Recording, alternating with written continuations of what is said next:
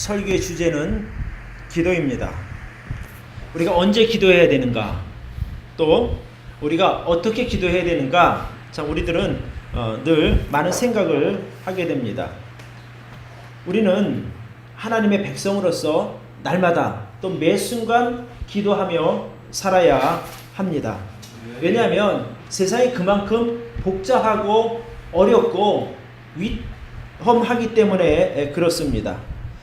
요즘 뉴스만 보면 전혀 예상하지 못했던 일들이 여기저기서 많이 일어납니다. 그렇게 그 세상의 그 많은 위험과 세상의 위협 가운데 우리가 성도로서 안전하게 사는 것은 결코 쉽지 않습니다. 잠시 이렇게 정신줄을 놓고 있다가는 내가 지금 어디로 가고 있는지, 내가 지금 어떤 위치에 있는지, 내 상태가 어떤 상태에 있는지 알지 못할 때가 너무나 많습니다. 그래서 우리가 늘 항상 기도하는 그런 삶을 살아야 될 줄로 믿습니다. 또 이 기도가 주는 유익이 있습니다. 어떤 유익인 거 아니? 기도하는 사람은 자기의 정체성이 분명해집니다. 우리가 하나님과 이제 기도하라고 하는 것은 이제 교제한다라고 말합니다. 그죠? 하나님과 영적으로 이제 교제를 하다가 보면 헛된 생각하지 않게 되고 또 애매한 태도나 악한 생각에 머물지 않게 됩니다. 그러니까 내가 어떤 사람인가를 알게 되니까 엉뚱한 생각, 엉뚱한 행동을 하지 않게 된다는 겁니다. 이 기도하는 사람은 세상에서 자기가 지금 어떤 위치에 서야 하는지, 또 믿음의 삶에서 내가 어떻게 살아야 하는지, 어떤 위치에 서야 하는지를 잘 깨닫게 해줍니다. 그런 면에서 보면 이 기도하는 사람은 하나님으로부터 안전한 끈을 이렇게 붙잡고 있는 것 같다라고 말할 수 있습니다. 그래서 기도는 성도의 삶을 지켜주고 또 육신의 건강까지도 지켜주는, 또 믿음도 지켜주는 아주 귀한 우리의 믿음의 참 한 부분이라고 말씀드릴 수 있습니다. 아마 여러분들도 기도가 얼마나 중요한지는 잘 알고 계실 것입니다. 그렇죠? 근데 정작 우리가 기도해야 할 때, 우리는 기도해야 하는데 어떨 때는 기도가 잘 안 될 때가 있습니다. 그리고 또 기도한다 하더라도 믿음으로 기도하지 못하기 때문에 정말 하나님으로부터 응답받는 그런 부분들이 참 어렵게 느끼는 성도들도 분명히 계실 것입니다. 그래서 오늘 이 설교가 참 그런 분들에게는 좋은 교훈이 될 줄로 믿습니다. 그래서 오늘 능력의 한계 앞에서 기도하라고 하는 제목으로 우리가 언제 기도해야 하는지, 또 우리가 왜 기도하지 못하고 환경의 지배를 받고 사는지, 또 어떻게 기도해야 하나님께서 우리 기도에 잘 응답해 주시는지를 성경의 예를 통해서 살펴보도록 하겠습니다. 첫 번째로 언제 기도해야 되는가 같이 한번 읽어볼까요? 시작. 스스로 해결할 수 없는 문제를 만나거든 기도해야 합니다. 여러분, 우리가 왜 우리에게 기도가 필요한가? 그것은 우리가 해결할 수 없는 문제가 있기 때문에 하나님께 기도하는 겁니다. 하나님 없이 우리가 살 수 있다면 굳이 기도하지 않아도 되지 않습니까? 그렇죠? 그러나 우리가 삶을 살다가 보면 심각한 위험, 또 심각한 위기 상황을 만나게 되니 그럴 때 우리가 기도하라는 겁니다. 자, 우리가 하나님의 자녀로서 이 세상을 살아가는 그런 과정 가운데 하나님 믿는 성도이지만 심각한 위기 상황을 맞게 됩니다. 보통 사람이 하나님을 잘 믿고 하나님 보시기에 선한 삶을 산다고 하면 아마 다 만사형통한다, 사람들이 이렇게 생각하지만 실제로는 그렇지 않은 것을 보게 됩니다. 그러니까 하나님을 잘 믿는 사람들에게도 때로 하나님께서 큰 고난을 허락하시기도 하고 또 위험한 지경에 처할 때도 있는 것을 우리는 보게 됩니다. 어쩌면 저와 여러분들도 이전에 그런 경험을 했거나 아니면 지금도 그런 어려운 가운데, 고난 가운데 있는 분들도 계실 것입니다. 그래서 우리가 이런 믿음의 삶 가운데 만나는 고난, 이 어려움들을 만날 때 어떤 태도를 가져야 할지 우리가 한번 생각해 보기를 바랍니다. 우리가 방금 읽은 이 성경에 보면 이 히스기야 왕이 나옵니다. 이 히스기야 왕도 그런 경우입니다. 그는 믿음의 사람입니다. 또 역대 유다 왕 중에서 하나님께로부터 선한 왕으로 인정받은 그 몇 안 되는 왕 중에 한 사람입니다. 하나님의 말씀에 보면 이제 이런 기록이 있어요. 열왕기하 18장 3절로 7절에 우리 같이 한번 읽어볼까요? 시작. 히스기야가 그 조상 다윗의 모든 행위와 같이 여호와 보시기에 정직히 행하여 히스기야가 이스라엘 하나님 여호와를 의지하였는데 그의 전후 유다 여러 왕 중에 그러한 자가 없었으니 곧 저가 여호와께 연합하여 떠나지 아니하고 여호와께서 모세에게 명하신 계명을 지켰더라. 여호와께서 저와 함께 하심에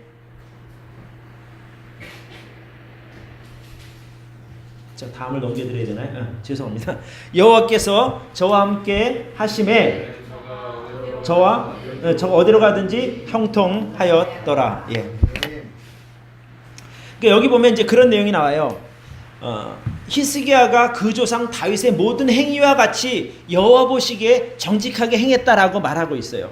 우리가 지난주에 제가 이제 그런 말씀을 드렸는데 이스라엘의 대표적인 그 선한 왕, 악한 왕 두 사람이 있었어요. 선한 왕은 저가 다윗의 길로 행하여 그런 것처럼 여기에 이 히스기야가 저가 조상 다윗의 모든 행위와 같이 여호와 보시기에 정직하게 행했다라고 인정받은 선한 왕입니다. 또 그가 늘 하나님을 의지하는 삶을 살았습니다. 그래서 그의 전후 유다 여러 왕 중에 그 정도 믿음을 가진 사람이 없었다라고 성경이 인정하는 믿음의 사람이라 이것입니다. 그래서 또 그가 또 모세에게 명하신 계명까지 너무 잘 지켰던 믿음의 사람입니다. 그런데 그가 삶 가운데 큰 어려움을 만나게 됩니다.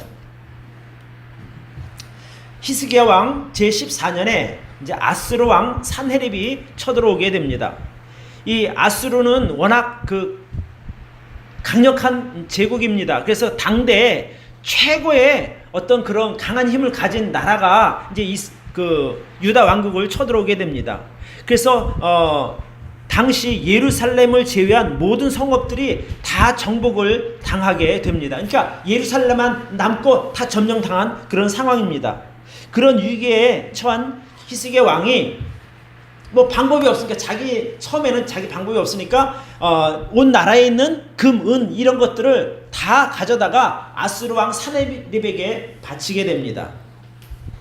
왜냐하면 싸워선 도저히 이길 승산이 없으니까 처음에 이제 그렇게 했던 것이죠.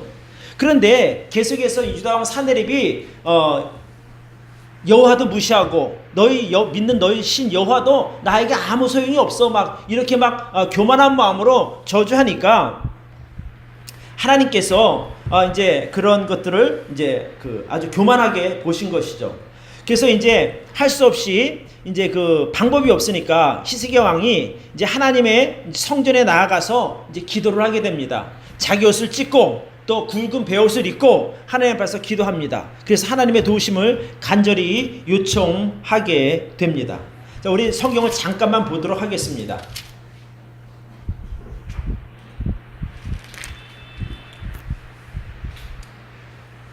열왕기하 19장을 잠깐 보시면 19장 1절부터 봅니다. 히스기야 왕이 듣고 그 옷을 찢고 굵은 베를 입고 여호와의 전에 들어가서 이제 하나님 앞에 기도를 합니다.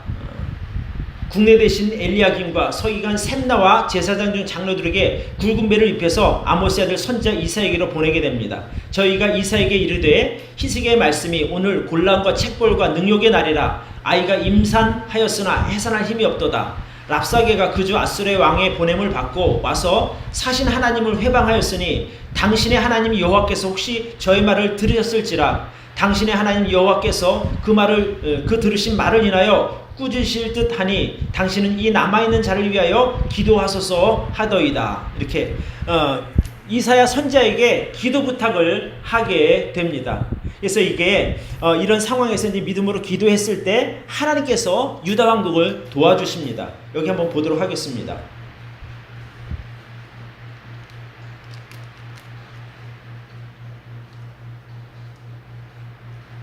이사야가 이제 그렇게 답장을 보냅니다. 자, 19장 6절부터 봅니다. 이사야가 저에게 이르되 너희는 너희 주에게 이렇게 고하라. 여호와의 말씀이, 이게 너희 주가 이제 그 히스기야 왕이죠. 여호와의 말씀이 너는 아스루 왕의 신복에게 들은 바 나를 능욕하는 말을 인하여 두려워하지 말라. 내가 한 영을 저의 속에 두어 저로 풍문을 듣고 그 본국으로 돌아가게 하고 또 그 본국에서 저로 칼로 죽게 하리라 하셨느니라. 이렇게 됩니다. 그래서 하나님께서 이제 이사야 선지자를 보내서 걱정하지 마, 내가 너희를 지켜줄게, 이제 이렇게 약속을 하시게 됩니다. 그래서 실제로 이제 19장 35절에 보면 결과가 이렇게 나옵니다. 이 밤에 여호와의 사자가 나와서 아스루 진에서 군사 18만 5천을 친지라. 아침에 일찍 일어나 보니 다 송장이 되었더라. 아스루 왕 사네립이 떠나 돌아가서 니느웨에 거하더니 그 신 니스록의 묘에 경배할 때에 아드람멜렉과 사레셀이 저를 칼로 죽이고 아라랏 땅으로 도망하매 그 아들 에살 핫돈이 대신하여 왕이 되니라. 정말 그 교만한 마음에 하나님을 능욕하고 이스라엘 백성들을 저주했던 그 사네립 왕이 졸지에 자기 백성 18만 5천 명을 죽게 하고 자기도 죽는 그런 하나님의 징벌을 받게 됩니다. 자, 이렇게 위대한 하나님의 믿음으로 이를 이제 경험했던 히스기야에게 어느 날 심각한 문제가 생기는 거예요. 그것이 이제 우리가 아까 읽었던 열왕기하 20장의 내용입니다. 자, 20장 1절을 봅니다. 그때에 히스기야가 병들어 죽게 되매, 그러니까 하나님께 기도함으로 위대한 승리를 거두고 나서 그 다음에 히스기야가 큰 병이 들게 됩니다. 그때 아모스의 아들 선지자 이사야가 저에게 나와서 이르되 여호와의 말씀이 너는 집을 처치하라, 너희 집 정리를 하라, 내가 죽고 살지 못하리라. 이게 하나님의 뜻이라고 전해준 말씀입니다.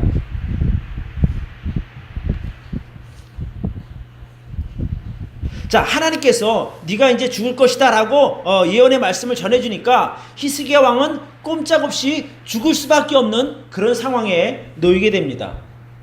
그러니까 뭐 방법이 없지 않습니까? 하나님께서 너 죽어야 돼 이렇게 말하니까 그때 히스기야의 행동을 우리가 좀 눈여겨보기를 바랍니다.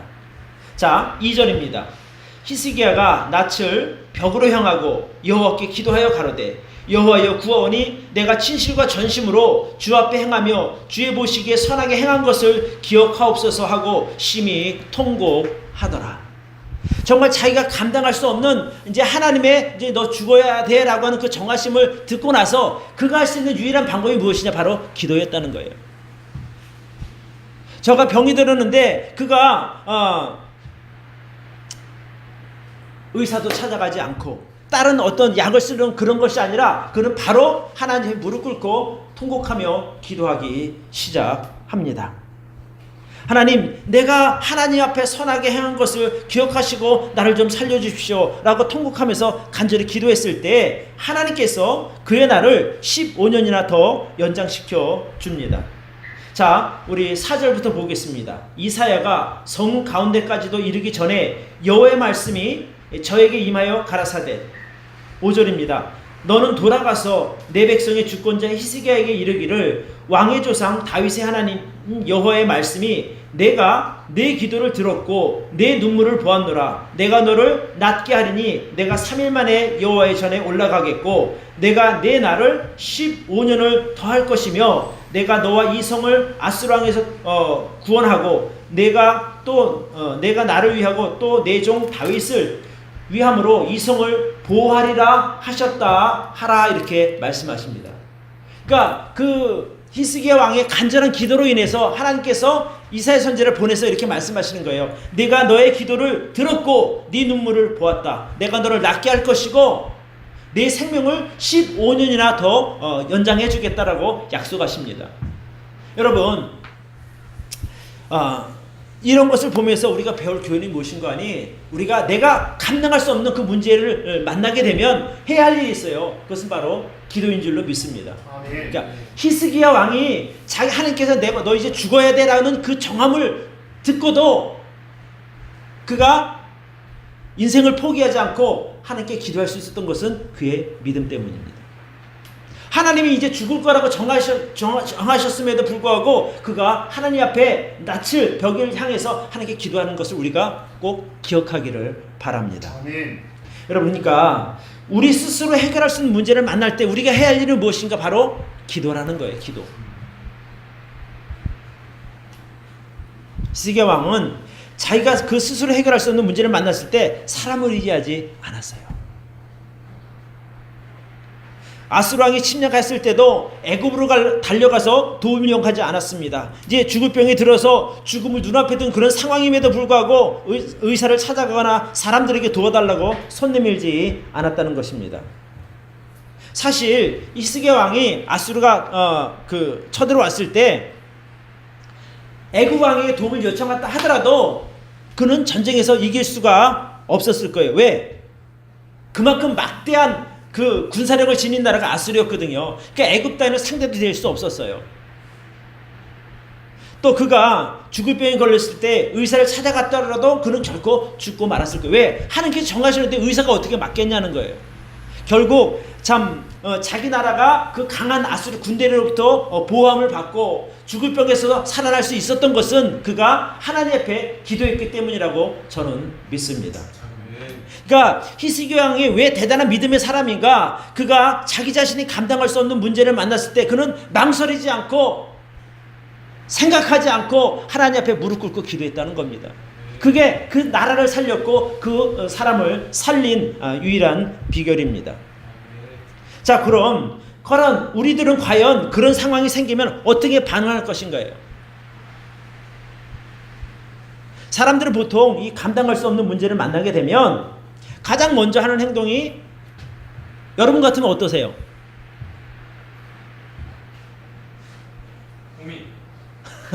내게 왜 이런 일이 생겼지? 이게 누구 때문에 이런 일이 생긴 거 아닌가? 내가 이거 누구한테 부탁을 해야 되지? 아마 이런 생각을 먼저 할 수 있다는 겁니다.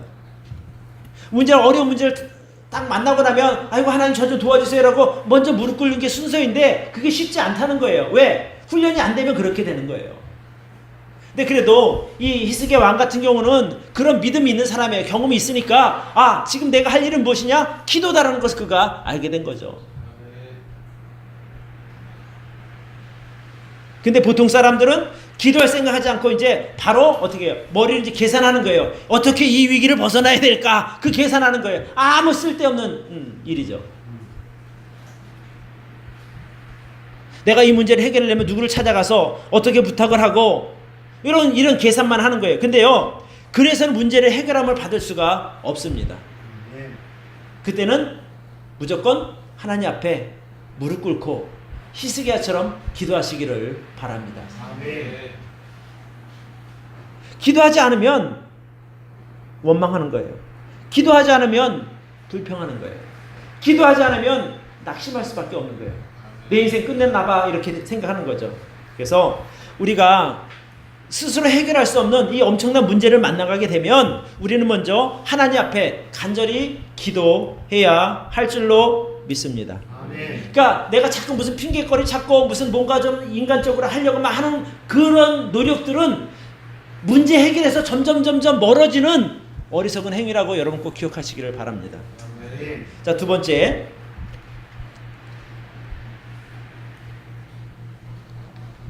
우리가 문제 앞에서 왜 우리 삶이 요동을 치는가? 같이 한번 읽어볼까요? 시작. 불평과 원망은 하나님을 신뢰하지 못할 때 나오게 됩니다. 만약에 히스기야 왕이 자기에게 그런 문제가 주어졌을 때 하나님 내가 잘 믿었는데 왜 나한테 이런 일이 생겨요? 라고 불평하거나 원망하지 않았다는 겁니다. 바로 하나님께 기도한 것처럼 우리가 내 삶 가운데 문제를 만났을 때 우리가 불평과 원망하지 말아야 하는 겁니다. 내가 하나님 원망하고 불평한다고 하는 것은 그러니까 하나님께서 나를 위해서 가지고 계신 그 계획을 신뢰하지 못한다는 말입니다. 그래서 이 환경에 지배받고 쫓기는 삶을 사는 사람들은 늘 불평하고 원망하는 거예요. 사람이 환경의 지배를 받고 쫓기다가 보면요, 불안해지는 거예요. 그러니까 상황 판단을 잘 못하는 거예요. 왜?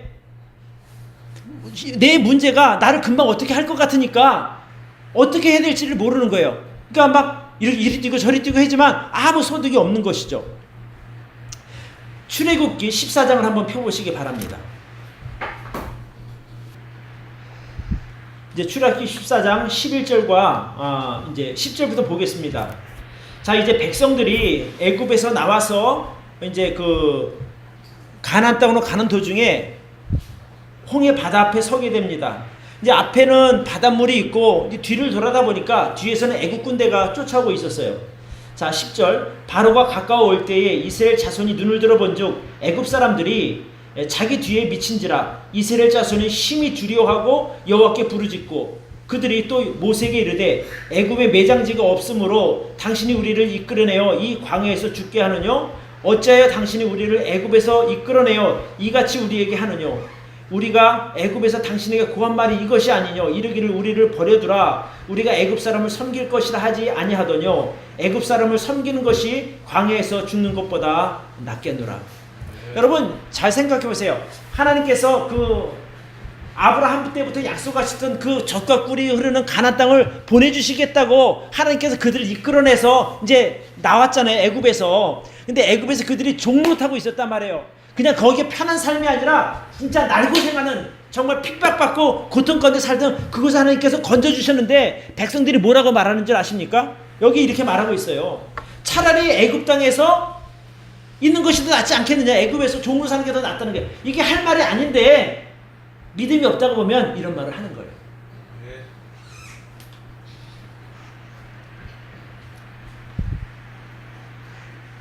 애굽에 사람 묻을 것이 없어서 우리를 이 광야에서 죽게 하느냐? 사실 이게 할 말이 아닌데 이런 말이 나올 수밖에 없는 것은 그들이 하나님을 신뢰하지 못했기 때문이에요.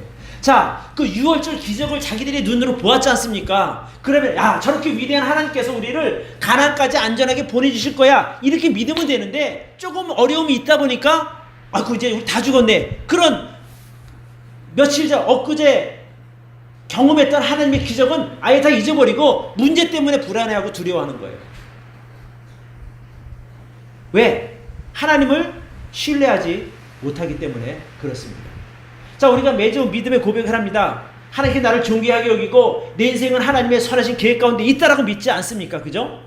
그러면 내가 오늘 어떠한 어려움이 있어도 하나님께 나를 존귀하게 여기시고 내 인생을 선한 계획 가운데 이끌어 가시니 나 걱정하지 않아. 왜? 능력이 하나님 나를 붙들어 주시니 어려운 것처럼 보여도 하나님께 다 해결해 주실 거야. 이렇게 믿으면 왜 불안해하겠느냐는 거예요. 이 믿음이 안 되니까 불안하다니까요. 그러니까 어쩌면 애굽에서 노예로 고통당하는 사람들을 불쌍하기 위해서 꺼내줘서 이제 가나안 땅을 막 데리러 가는 과정에 첫 번째 어려움을 만나고 나니까 그들이 모세를 원망하고 하나님을 원망하지 않습니까? 이런 모습들이 어쩌면 우리들의 삶에도 여전히 존재할 수 있다는 얘기예요. 그러니까 마찬가지입니다. 우리도 삶 가운데 왜 내 입에서 불평이 나오고 원망이 나오냐? 하나님을 신뢰하지 못하기 때문이라는 거예요.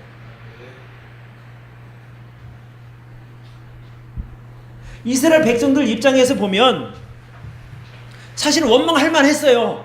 기껏 이제 막 겨우겨우 도망 나와서 보니 앞에는 거대한 홍해 바다가 막고 있고 뒤를 돌아다 보니까 애국 군대가 쫓아오니 사실은 이게 참 진퇴양난이라 방법이 없지 않습니까? 뭐 무기가 있어요, 뭐가 있어요.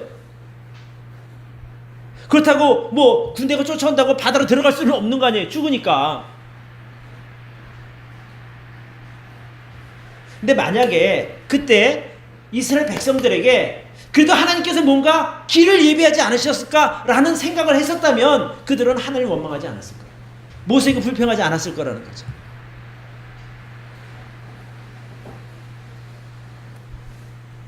예를 들면은 하나님께서 정말 이제 그 자기들을 어차피 가나안까지 보내신다고 하는 그런 확신을 가지고 있다면 뭐 바다가 있어도 바다 밑으로 길을 내든지 아니면 애국 군대는 몽땅 다 죽여 없애서 백성을 보호하든지 무슨 방법을 써서든지 하나님께서 하실 거라는 그런 믿음이 그들에게 필요했다는 거예요.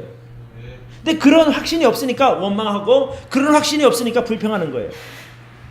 똑같은 거예요. 지금 우리도 이제 막 구원 받았잖아요. 죄와 그 죄의 형벌에서 우리를 구원해 주셨잖아요. 이스라엘 백성들을 애굽에서 건져내신 것처럼 자 이제 내가 예수님 믿고 이제 뭔가 예수님 믿으니까 내 인생이 잘 풀리겠다 생각했는데 앞에 어려움이 딱 생겼단 말입니다. 그러면 그때 어떻게 하겠냐는 거예요. 그런 게 지금 현재 우리 위치나 이스라엘 백성들이 출애굽에서 홍해 앞에 놓인 위치나 같은 거예요, 지금.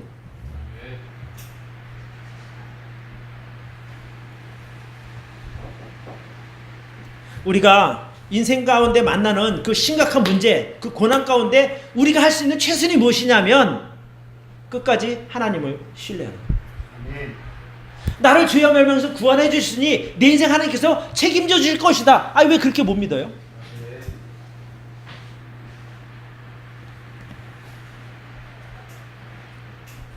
이스라엘 백성들은 하나님께서 자기들 애굽에서 데리고 나오셨으니까 약속의 땅 가나안까지는 100% 안전하게 갈 수 있다라고만 믿었으면 그들은 불평과 원망하지 않았을 거예요. 근데 앞에 보니까 그 막 파도 치는 검푸른 그 홍해 바다가 있고 뒤에는 당신은 최강이었으니까 애굽 군대가 쫓아오니까 사실은 두려웠죠.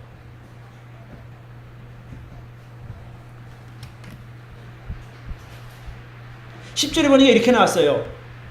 애굽 사람들이 자기 뒤에 미친지라 이스라엘 자손이 심히 두려워하여 여호와께 부르짖었다, 이렇게 말합니다. 자기 목전에 발을 보니까 얼마 안 남았다는 거예요. 그때 믿음이 있었다면 어떻게 하나님께서 우리를 지켜주실 거야, 좀 그렇게 좀 마음의 요동이 좀 덜하지 않겠어요? 그랬다면.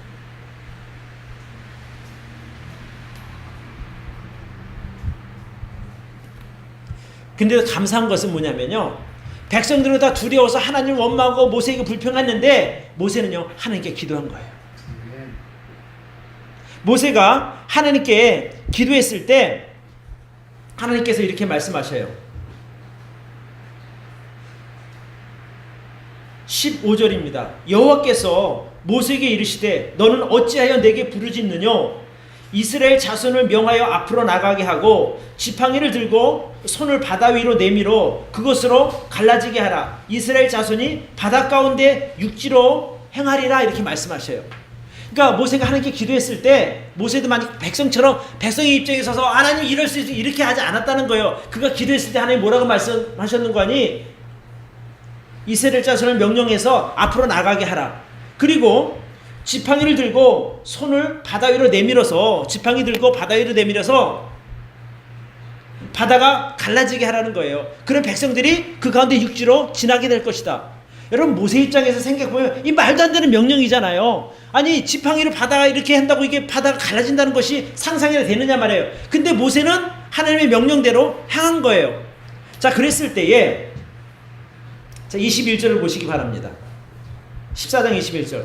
모세가 바다 위로 손을 내어 민데 여호와께서 큰 동풍으로 밤새도록 바닷물을 물러가게 하시니 물이 갈라져 바다가 마른 땅이 된지라. 이스라엘 자손이 바다 가운데 육지로 행하고 물은 그들 좌우에 벽이 되니. 여러분 생각해 보세요. 자, 바로 애굽 군대가 쫓아왔어요. 근데 바다를 향해 손을 내민데 이게 뭐 불이 쫙 갈라지는 게 아니고 밤새도록 동풍이 일어서 갈라졌잖아요. 어떻게 보면 말도 안 되는 것 같지만 이스라엘 백성들이 애굽 군대가 이스라엘 백성을 가까이 왔을 때 하나님께서 흑암으로 움직이지 못하게 막아주신 거예요. 막아놓고 바닷물 밤새도록 동풍을 불게 해서 바닷물을 갈라주신 거란 말이에요. 근데 여러분 성경에 보면 이스라엘 백성들이요 마른 땅으로 건넜다 그랬어요. 저는 참 이게 기가 막힌 거라는 생각이 들어요. 그 바다 보면 뻘도 있을 걸 다 있었는데 하나님께서 밤새도록 좋은 길을 만들어주신 거예요. 바다 밑으로. 그래서 백성들이 마른 땅으로 건너갔어요. 참 신기한 것은 이스라엘 백성들에게는 마른 땅이었는데 애굽 군대에게는요 그것이 진흙탕이었단 말이에요. 여기 보시면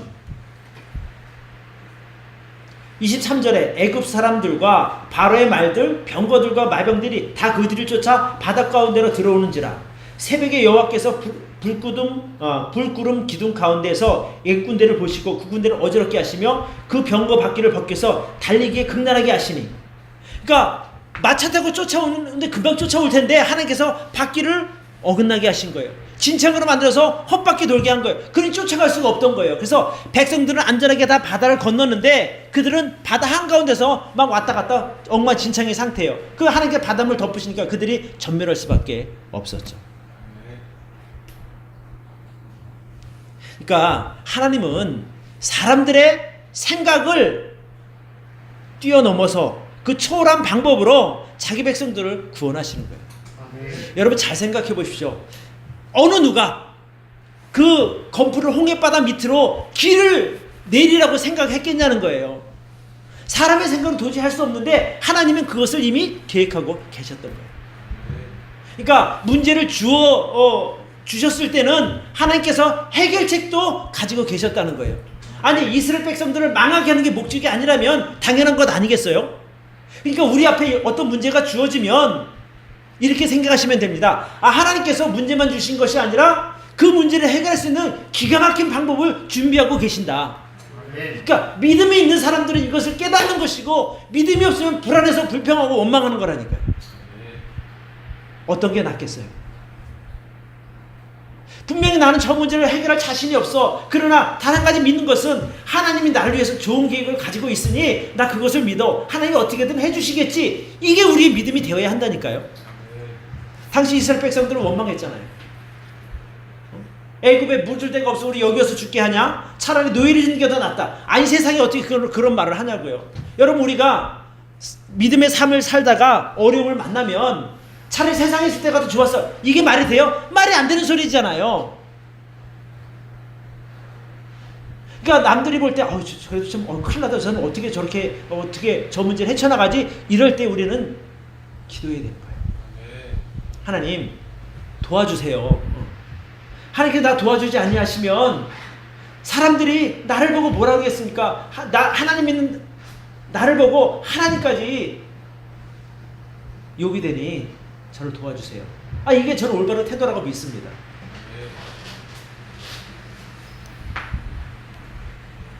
이사야에서 말씀해 보면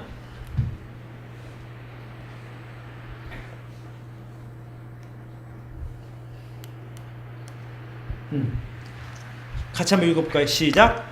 주께서 심지가 견고한 자를 평강의 평강으로 지키시리니 이는 그가 주를 의뢰함이니이다. 우리가 사람의 그 생각을 할 때 야 이거 진짜 나 죽을 지경이다 이렇게 느꼈을지라도 심지가 견고한 믿음이 있는 사람은요 요동하지 않는 거예요. 그래서 그렇게 말씀하시잖아요. 주께서 심지가 견고한 자를 평강의 평강으로 지킨다는 거예요. 내가 심각한 문제 앞에서도 평안을 누릴 수 있는 것은 내 믿음의 심지가 굳기 때문이에요. 심지가 굳는다라고 하는 것은 하나님의 말씀의 뿌리를 깊게 내려서 내가 환경 때문에 흔들리지 않는다는 거예요. 환경 보고 나 이제 큰일 났네, 나 망했네 이런 생각을 안 하게 된다는 거예요. 왜? 남들이 볼 때는 정말 어려운 상황이라 할지라도 하나님께서 나를 지켜주시니 난 괜찮아 이러면 요동함이 없잖아요. 이런 믿음 없으면 늘 불안한 거예요. 하나님 나 망하게 하려고 이러셔요? 나 꼭 죽는 걸 보셔야 되겠어요? 이런 원망하지 말라는 거예요. 나는 우리 향기람교회 성도님들이 이렇게 그 심지가 견고한 믿음 갖기를 바랍니다. 그러니까 어떠한 어려운 환경 가운데서도 하나님 신뢰하시고 믿음 안에서 평강을 누리는 복된 믿음의 소유자들이 되기를 축복합니다. 자, 세 번째. 같이 한번 읽어봅시다. 시작. 믿음으로 기도할 때 하나님이 듣고 응답하십니다. 여러분 문제를 만나거들랑 절대 계산하지 말아요. 그냥 하나님께서 뭔가 문제를 주시면 해결해 주시겠지라는 그 믿음을 가지시라는 거예요. 자꾸 이제 머리로 계산하다가 보면 답이 안 나와요. 답이 안 나와. 만약에 그 홍해 바다 앞에서 모세가 계산했다면 답이 있었겠어요? 답 없는 거예요. 모세가 계산하지 않고 기도하니까 하나님께서 답을 주시잖아요.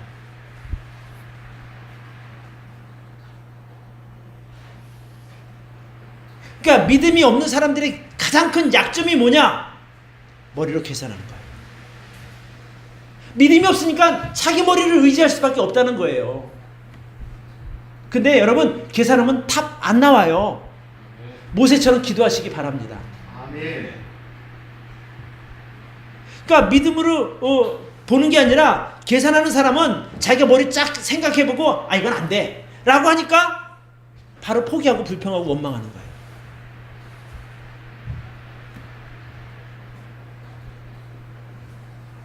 그러니까 이스라엘 백성들이 여러분 성경 출애굽기 읽다 보면 광야 생활 내내 불평하고 원망한 거예요. 자 이제 하나님께서 기적적으로 홍해 바다를 건너게 하셨잖아요. 길을 마른 땅을 내서. 그러고 나서 이제 며칠 3일 길을 가고 나서 마라의 쓴물을 만나게 됩니다.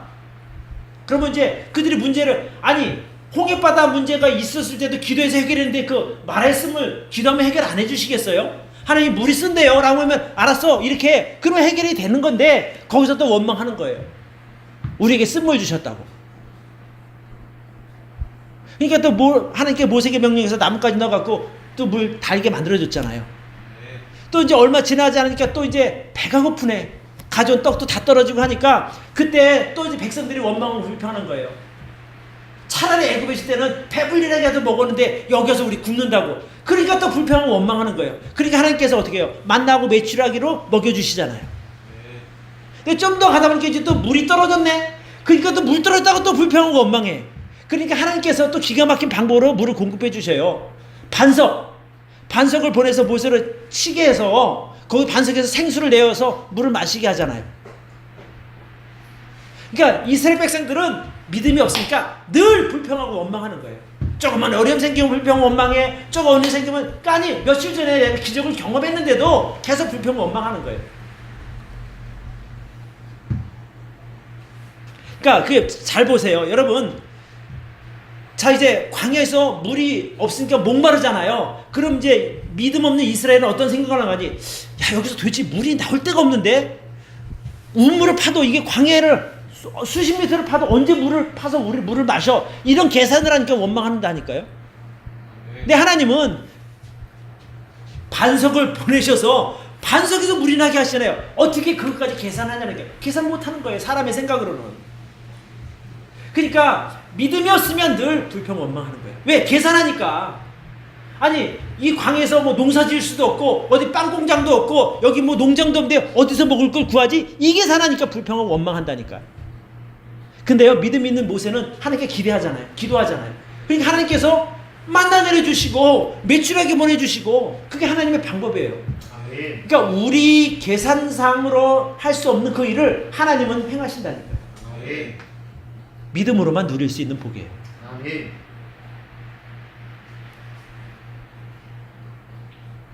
그래서 우리가 내 스스로 해결할 수 없는 문제를 만나거들랑 여러분 계산하지 마세요. 기도하셔요. 그러면 해결책이 나옵니다. 하나님께서 그렇게 해주셔요. 아멘. 내가 설교할 때 아멘 이런 말 잘 안 하는데 내가 하도 답답해서 그런 말을 다 하네. 아멘입니까? 아멘. 다시 한번 아멘입니까? 아멘. 아이 나 참 이런 얘기 안 하는 참.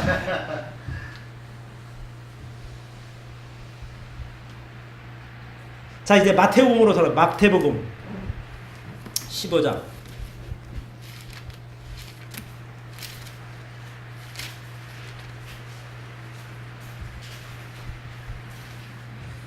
우리가 믿음으로 기도하면요 하나님께서 우리 기도를 들으시고 응답해 주십니다.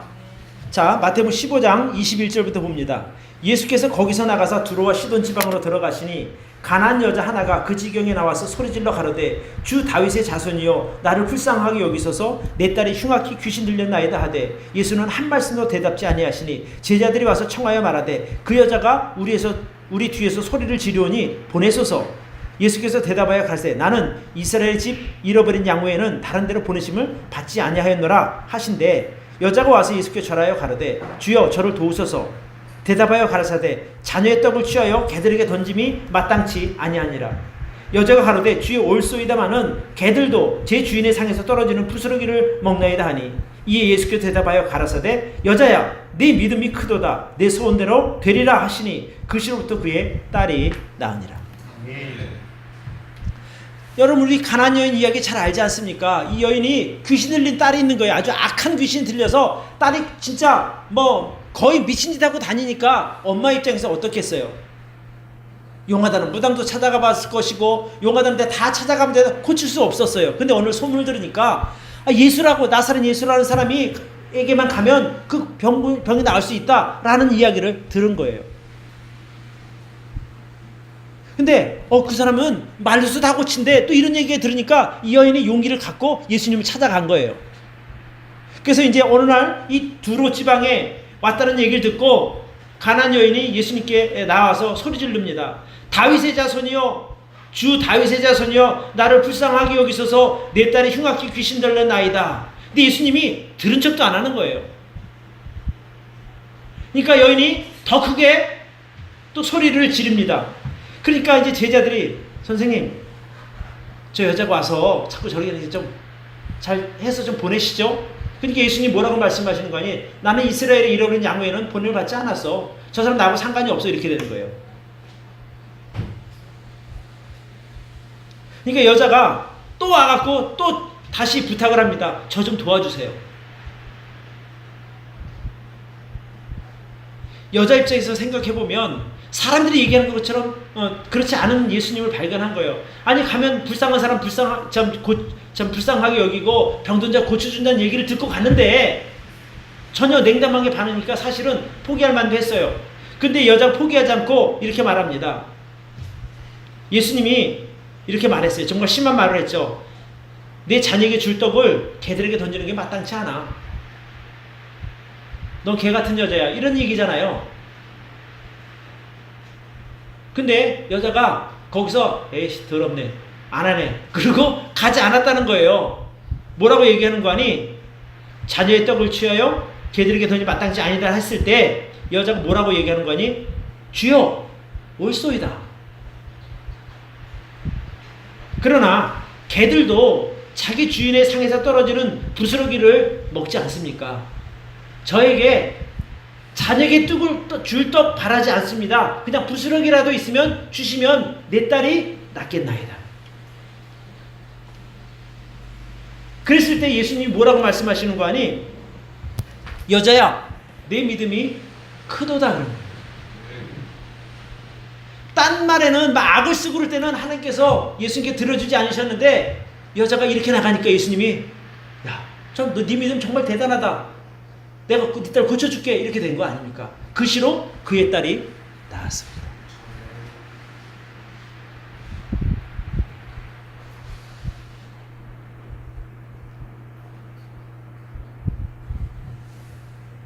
이게 믿음으로 기도하는 사람에게 주어지는 복입니다. 어쩌면 멀리는 하나님처럼 느껴졌고 하나님과 상관없는 것처럼 그냥 남들이 기도응답 받았네, 남들이 하나님의 축복 받았네 이런 얘기가 남의 이야기처럼 들릴 수가 있는데 그 이야기가 실제 내 이야기가 되려면 믿음으로 나아가야 된다는 거예요. 그냥 그래요, 아유 참 좋겠다, 복 받아서 좋겠다 이게 아니라 여러분도 가나안 여인처럼 믿음으로 예수님 앞에 나아가시기를 바랍니다. 그러면 하나님이 주시는 그 경험, 그 기적을 경험할 수 있게 되는 겁니다. 제가 이제 지난 2달 동안 교회 자동차를 위해서 기도했어요. 근데 지난 2달 동안 우리가 온몸을 정성으로 기도했죠? 기도 안 하셨어요? 기도 부탁해서 2달 동안 기도했잖아요. 근데 문제는 아직까지 자동차가 온다는 소식이 없어요.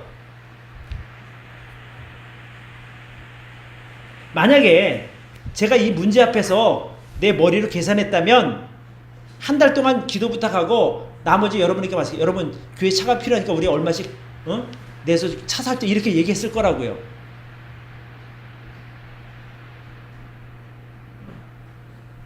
내가 2달 동안 기다릴 필요가 뭐가 있어요? 우리 기도했으니까 우리 일합시다 이렇게 할 수 있는 거잖아요. 우리가 정도가 몇 명이니까 한 사람당 얼마씩 거둡시다 이렇게 얘기했을 거란 말이에요. 계산했으면. 그런데 내가 우리 향기나무교회 성도님들의 형편을 잘 알아요. 여기 차를 위해서 돈 낼 만한 분들이 누가 있냐는 거예요. 다 똑같아요. 아무도 없어요. 그럼에도 불구하고 제가 여러분들께 기도 부탁을 드리는 이유는 뭐냐면 어차피 우리 힘으로 안 되니까 기도하자는 거예요.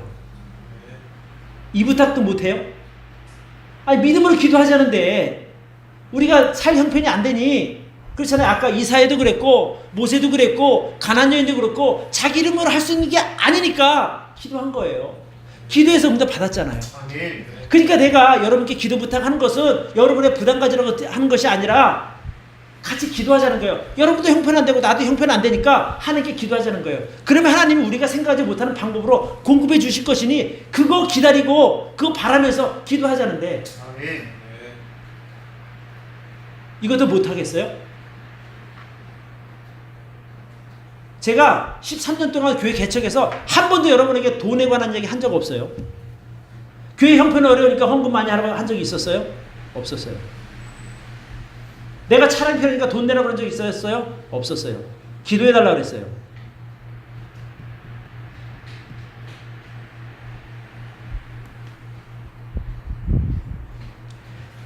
저는 그런 생각이 들어요. 어쩌면 이번 기회가 여러분들도 하나님을 경험할 수 있는 좋은 기회예요. 자, 만약에 저 혼자 고민하고 저 혼자 기도해서 제가 하나님으로부터 받으면 그래 목사님 기도의 능력이 있는가 봐. 참 부럽다. 저런 기도 나도 가고 싶다. 이걸 원하는 게 아니라 같이 기도하면 우리가 한 문제로 기도했을 때 우리가 기도의 응답에서 받은 기도 응답이 되잖아요. 그러면 어떻게 해서 얼마나 기뻐요. 그죠? 하나님께서 내 기도도 들어주시는구나. 우리가 알 수 있는 것 아니에요?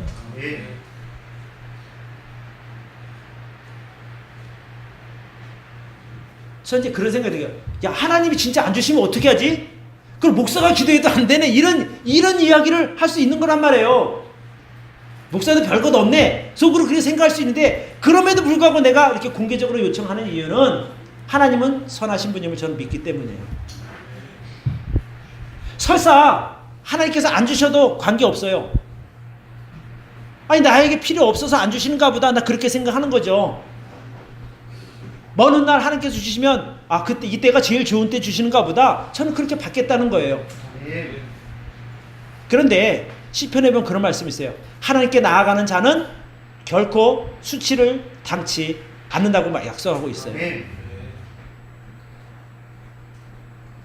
여러분, 제가 쭉 기도하는데 여러분 다 보시고 계시잖아요. 저 목사가 어떻게 행동하나 다 볼 거라 말해요.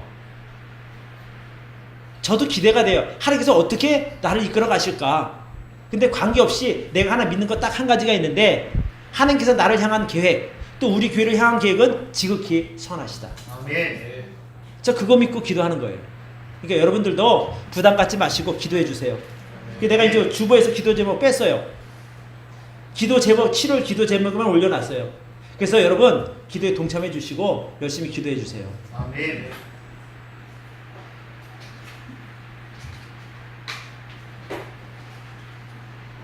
얼마 전에 이제 우리 그 사모가 그런 얘기를 하더라고요. 여보, 당신 아는 사람 돈 많은 사람 있으니까 거기다 부탁 좀 해. 그럴 수 있어요. 사실 교회에 좀 차가 필요해 좀 도와주세요. 이럴 수 있는데 죽기보다 싫어요. 진짜로. 나는 하나님이 주시는 거 받고 싶어요. 아멘. 그래서 하나님이 우리 기도를 정말 들어서 정말 좋은 것을 주시는구나 경험하고 싶어요. 아멘. 언젠지 모르지만 하나님께 주시는 그때가 가장 좋은 때라고 믿습니다. 아멘. 또 하나님께 주시는 그것이 나를 위한 최선이라고 믿습니다. 아멘. 그래서 여러분 진짜 부담 갖지 마세요. 그리고 기도해 주세요. 그래서 정말 하나님께서 어떤 방법, 어떤 과정을 통해서 줄지는 아무도 모르지만 그러니까 이스라엘 백성들이 홍해 바다 앞에서 어떻게 도울지 누가 알았어요? 아무도 모르잖아요. 근데 하나님은 바다 밑으로 길을 내셨어요. 마찬가지로 하나님께서 우리의 기도를 들으시고 가장 좋은 것으로 응답해 주실 줄로 믿습니다. 그러니까 여러분들 정말 그런 믿음으로 기도해 주셔야 돼요. 자, 요한복음을 같이 읽고 설교를 마치도록 하겠습니다. 같이 읽읍시다. 시작. 지금까지는 너희가 내 이름으로 아무것도 구하지 아니하였으나 구하라 그리하면 받으리니 너희 기쁨이 충만하리라. 우리가 기도하면 기도 응답의 기쁨이 있어요. 내가 기도했더니 하나님께 들어주시네. 그 기도 응답의 기쁨을 누리는 저와 여러분들이 되기를 축복합니다. 자, 기도하겠습니다.